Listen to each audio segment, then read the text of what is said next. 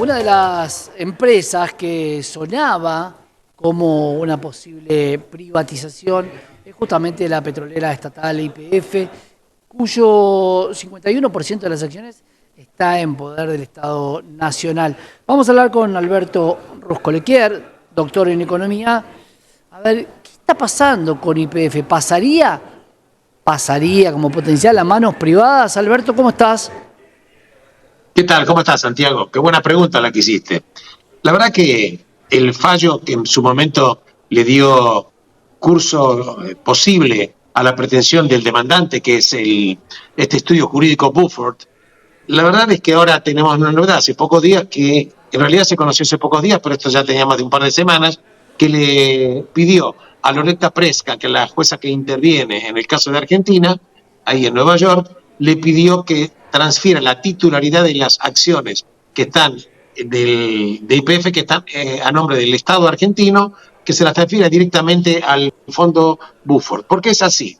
Porque en su momento la jueza Preska de Nueva York dijo que el acreedor tenía un reclamo totalmente plausible y que le correspondía.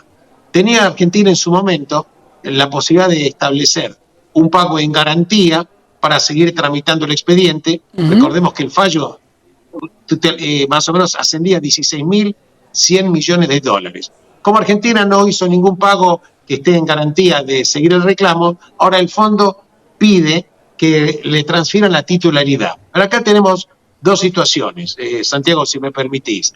La primera es que hasta el 16 de mayo hay un plazo para que el estudio que representa a la República Argentina oponga las pruebas para refutar la pretensión del acreedor. Por supuesto, fin de mayo, el acreedor Buford va a hacer sus propios comentarios y el por qué le correspondería que le transfieran la titularidad.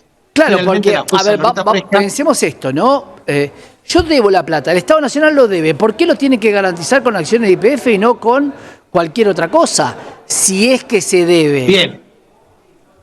Bien, la pregunta es que lo siguiente, que el plazo para depositar la garantía ya venció.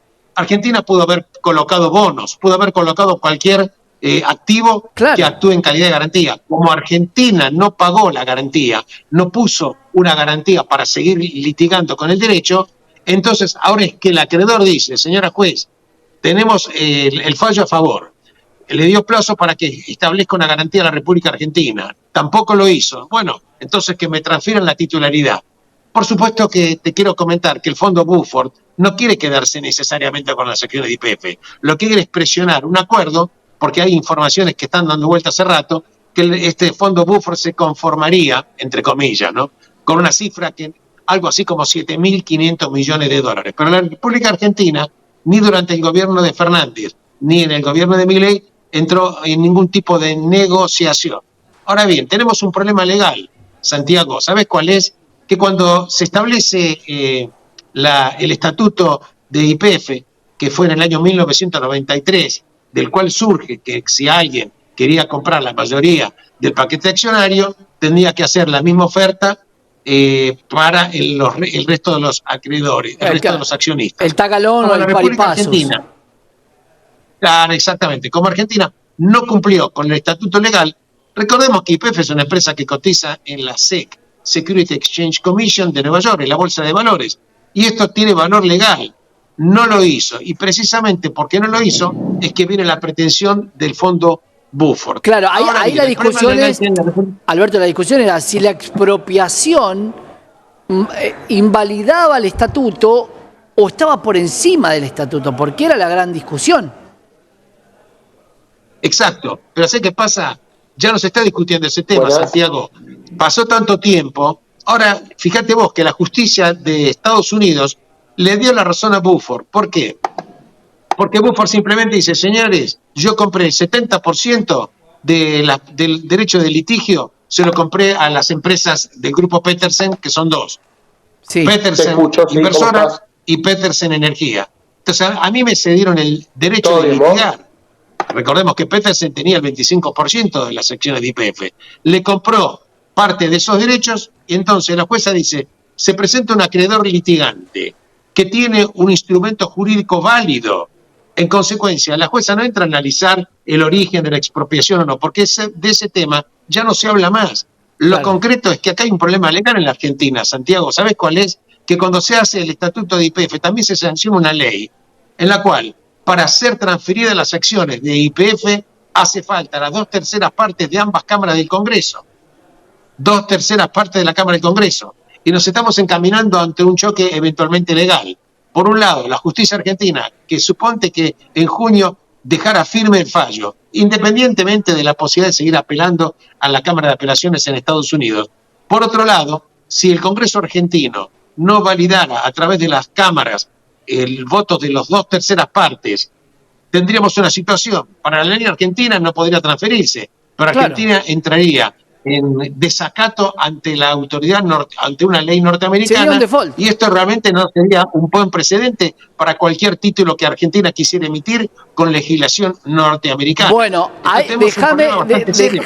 déjame entonces que mi cabeza vaya un poco más allá.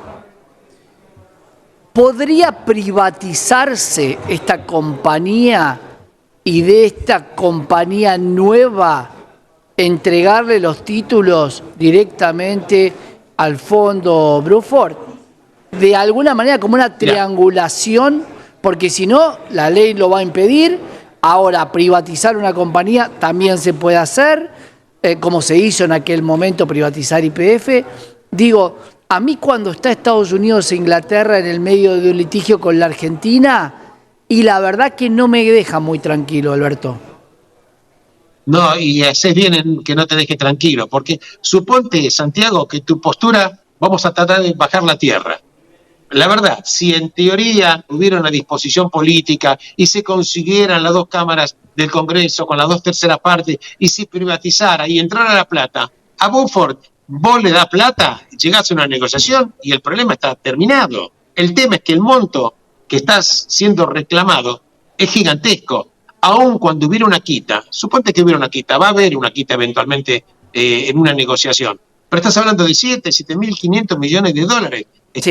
Para que nos hagamos una idea, fíjate vos que la deuda con el Fondo Monetario Internacional son 44.000 millones de dólares y el Fondo Bruford tiene una demanda que está en principio a punto de quedar eventualmente en firme por 16.000 millones de dólares. Es casi el 36% de toda la deuda que se le debe al Fondo Monetario. Bueno, Estamos claro. hablando acá de dos cosas. Malo que Una se le cifra pagó gigante. antes, ¿no? Que es una de las grandes discusiones y de las espadas de Damocles que tiene el actual gobernador y en aquel momento el ministro de Economía cuando expropió o cuando privatizó la empresa YPF, cuánto pagó a la empresa Repsol y cuánto va a quedar ahora, cuánto se terminó pagando por una empresa que por capitalización bursátil no llega a valer ese monto. Es correcto lo que vos decís. En su momento, la evaluación se dijo 10.000 millones de dólares. A Repsol le dieron el 51%, creo que negociaron 5.000 millones de dólares a pagar en bonos, con intereses y demás, independientemente de los honorarios, etcétera, etcétera. Pero la verdad es que Argentina está en una situación muy grave para poder asumir el costo, a punto tal de que está lo que se denomina, que Milei quiere colocar lo que se denomina la tasa Kicillof. Escucha esto.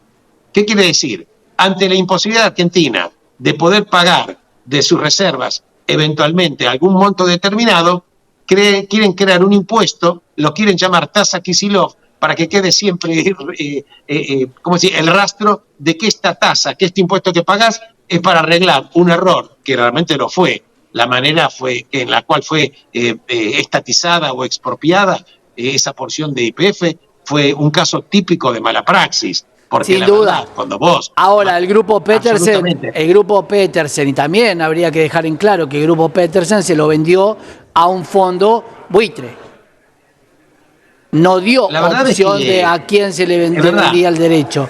Por eso hay que tener en cuenta las dos cosas. El Argentina lo hizo mal, pero que una empresa argentina le venda a un fondo buitre inglés, y me parece que también debe tener ciertas limitaciones de los traspasos de lo que es del Estado. Pero es correcto lo que vos planteás desde el punto de vista lógico, Santiago, pero acá entran a jugar situaciones jurídicas. Petersen quiebra en el exterior, porque él había pedido préstamos para su evolución con el tema de YPF. Como no se puede hacer cargo de los préstamos porque los dividendos que repartía a manos llenas, YPF le permitía pagar la deuda del exterior, cuando se cortó ese flujo de dinero, Petersen no puede pagar, Petersen quiebra. En consecuencia, este estudio jurídico, Buford, se da cuenta que la verdad es que la República Argentina tuvo un error grave de la manera como se hizo cargo del 51%. Compra los derechos, y la compra desde el punto de vista jurídico, vos comprás un derecho, le cedió los derechos de litigio eventualmente. El 30% siguió quedando en manos del grupo Petersen. Andá a saber quién es el dueño actualmente de ese 30%, eso es otra historia. Pero la verdad es que desde el punto de vista jurídico, nadie le objetó el derecho. Tenemos un problema muy severo. La verdad que no sé cómo se va a desatar este nudo, pero lo quiero puntualizar porque no es un pequeño detalle lo que estamos hablando. Sin duda, Alberto, estaríamos pagando por YPF en este caso 21.000 millones de dólares, en la mitad del préstamo con el Fondo Monetario Internacional. Si esto se diera así, no tenemos tampoco mucha defensa en Nueva York, menos en Inglaterra, y si legalmente se encontró esta forma de hacer mal las cosas, bueno, lamentablemente el que paga mal paga dos veces. Gracias, Alberto, vamos a seguir hablando de esto. Un abrazo enorme, Santiago. Un gran abrazo.